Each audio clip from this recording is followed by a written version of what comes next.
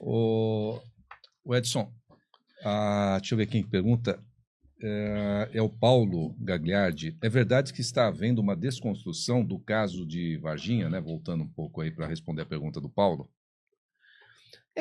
Assim, tem uma turma aí que quer fazer isso, né? Eu acho difícil você ir contra 250 testemunhas que participaram direto e indiretamente disso. Seria bom, por exemplo, que a gente conseguisse algum documento oficial do caso Varginha, porque isso com certeza iria calar a boca de um monte de gente e deixar o pessoal parar de perder tempo com esse negócio de tentar provar que o caso Varginha não é verdade. Quer ver como que o caso Varginha é verdade?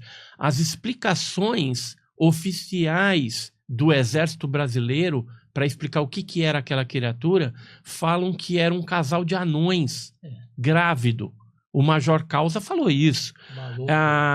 O inquérito policial militar do Exército, encomendado lá pelo comandante, chegou à conclusão de que aquela criatura seria o Luiz, um mudinho, que é um cidadão varginhense com problemas mentais, que não fala, que fica agachadinho e tal.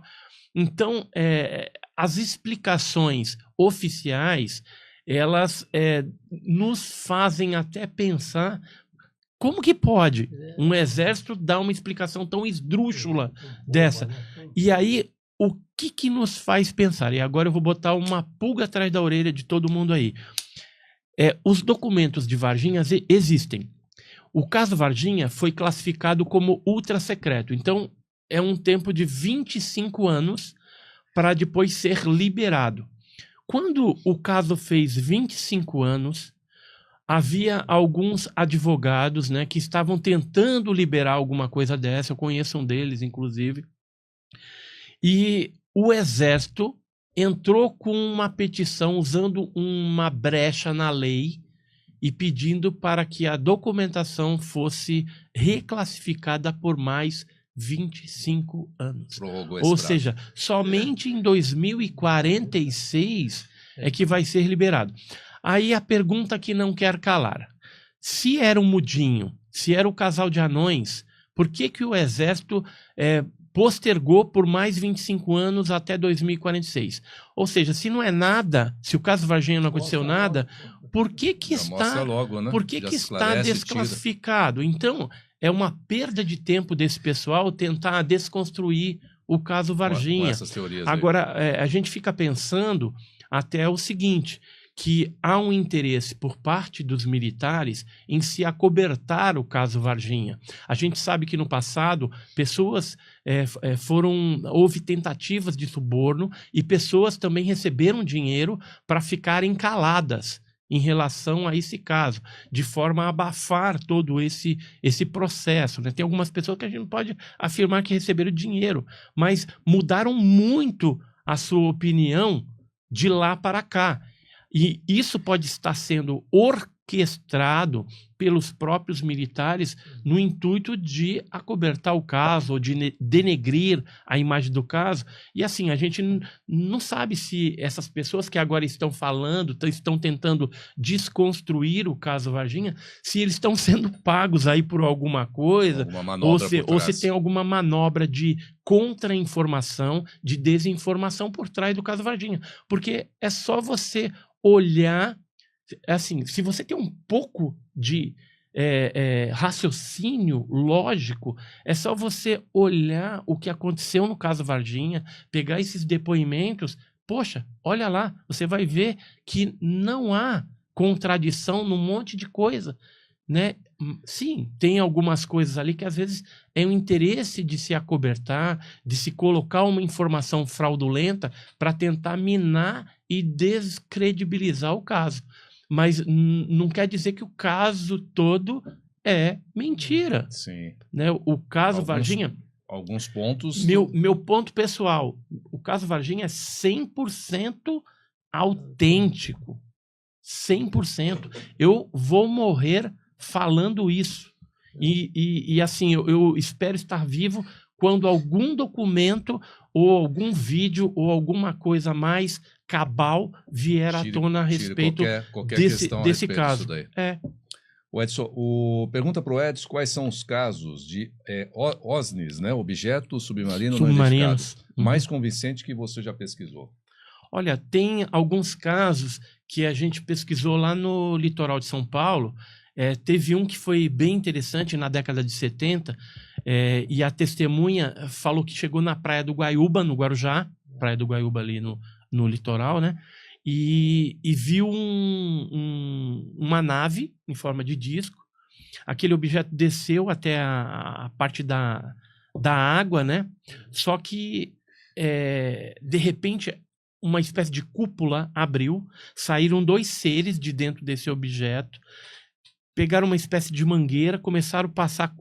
na ponta da mangueira tinha uma espécie de caixa, eles começaram a passar assim na água, como se estivesse pegando alguma coisa, succionando talvez alguma coisa. Depois de um tempo, aqueles seres desapareceram dentro da estrutura do objeto. O objeto deu uma levantadinha e mergulhou na água, como se fosse mergulhando na manteiga.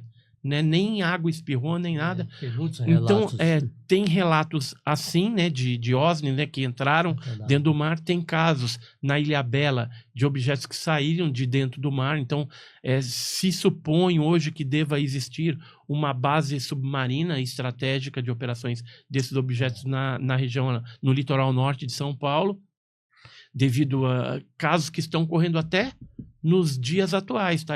Eu tô para ir lá fazer algumas investigações também, né? Só tem que arrumar tempo para fazer isso, mas teve alguns avistamentos, inclusive de objetos dentro da água, né? Causando aquela luminosidade, tudo mais, que são os OSNIs, objetos submarinos não identificados. Na última denúncia que teve no Congresso Nacional Norte-Americano, o Galladay, que é um almirante norte-americano, ele falou bastante, né, denunciando lá, e bateu bastante nessa tecla dos objetos submarinos não identificados, dos usos, né, e ele disse que os Estados Unidos reconhece, sabe que existe base, alguma coisa, e a quantidade de fenômenos de OSNIs é bem maior nesses locais, tanto é que ele já tem até tecnologia para detectar esses objetos no fundo do mar, com sonares adaptados, como também com equipamentos que captam sons diferenciados que esses objetos fazem embaixo do mar. Né? Então tem muita coisa que faz nos pensar que o esconderijo mais adequado seria realmente as regiões abissais, uma vez que 3/4 do nosso planeta é água. Né? Então, e tem locais que a gente não acessa. E que é pouco conhecido, né? E que é pouco conhecido. Na vida. Na Terra, você tem uma parcela menor. Embora na Terra exista bases também em algumas localidades, talvez em protuberância da Terra, cavernas. Você pega essas regiões geladas do nosso planeta, que são desabitadas, né? E pode ter alguma coisa ali escondida, já que a vida terrestre, como nós conhecemos, evita até de viver nessas regiões. Você pega ali uma grande parte da Rússia, né? Não tem vida ali, não tem contingente populacional. Sim. Aí você pega lá no Canadá para cima, né? Da Groenlândia, não tem também. Na Antártida também tem muita especulação na Antártida. Muito. Mas só falar mais um caso de OSNI que foi interessante para mim. Eu conheci o capitão, né, o comandante do navio Professor Besnar, que foi para a Antártida. Sim. Eles chegaram aí 5, 6 vezes lá na década de 80 para a Antártida. Conheci também o meteorologista Rubem Junqueira Vilela, de outro navio, né, que também esteve na Antártida. Mas o comandante Freitas, eu até gravei um vídeo com ele recentemente, já estava aposentado, e ele disse que numa dessas visitas à Antártida, eles detectaram no sonar uma estrutura triangular dentro do mar, numa determinada região gelada. Ele falou, pô, aquilo não era peixe, não era baleia, não era golfinho, não era gelo, porque depois desapareceu. Ele apareceu lá, o Subguedes, que era o subcomandante, comunicou ele. Isso ficou registrado nos diários de quarto da embarcação de uma forma bem simples, né, sintética, para não chamar muito atenção.